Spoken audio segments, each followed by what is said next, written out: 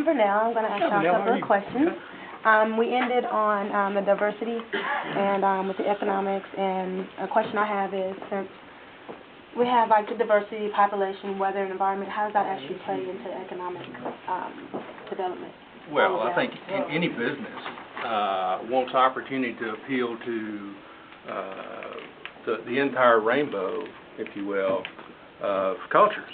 And there's more opportunity. I mean, cultures have different cultures have different tastes and different notions of what they like to do, and where they like to go, and who they like to hang out with, and where they like to eat and shop, and the goods they buy. And so, to the extent you have an area that has cultural diversity, that creates opportunity for the sale of more goods and services to those different cultures than an area would offer if it had the sameness of culture, if you will. Okay. How would you feel about that? Well, it's very similar, and I talked on the program about the enlightened self-interest. Exactly what he said. We have a large group, for example, Hispanic population in Texas. It's growing very rapidly, much more rapidly than other segments. That and the Asian segment, which is very small, but they're both growing very rapidly. Yeah. Down the road, in order for a business to be successful in the retail area, you've got to sell and market to those groups. And those groups have to have enough money to buy stuff. And so it's part of what makes our economic development so important, educational opportunities, training, all of that is, we got to raise some good consumers for down the road. And it's going to be a different group of consumers than what we've had in the last 10 or 20 years. And it's why it all ties together and makes so much sense. Well, most report cards on economic development of cities and regions of the country factor in cultural diversity as one of the highest and most important factors. Absolutely. You look at New York, you look at Washington, you look at Miami, LA, Seattle, Portland, all have very diverse populations. Okay.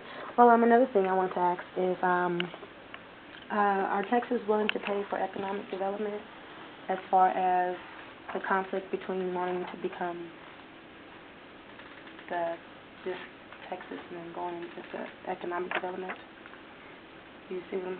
Well, one thing Carlton mentioned earlier, there were 600 economic development corporations in Texas. Every one of those represents an election where people have voted to tax themselves to promote economic development. We elect legislators to go into Austin. By and large, they're a stingy bunch. They don't like to spend a lot of money. And yet, we've been able to consistently fund economic development programs and create new ones at a high level during what was been regarded as a very conservative and fiscally responsible time, because they realize the payoff is there. I mean, it's something we have to do. And, and as far as we want to be a part of the rest of the world or just stay kind of like we've always been, we're a nationalistic group, and we're a populist group. There's no question about it. But we are part of the world, and we know that.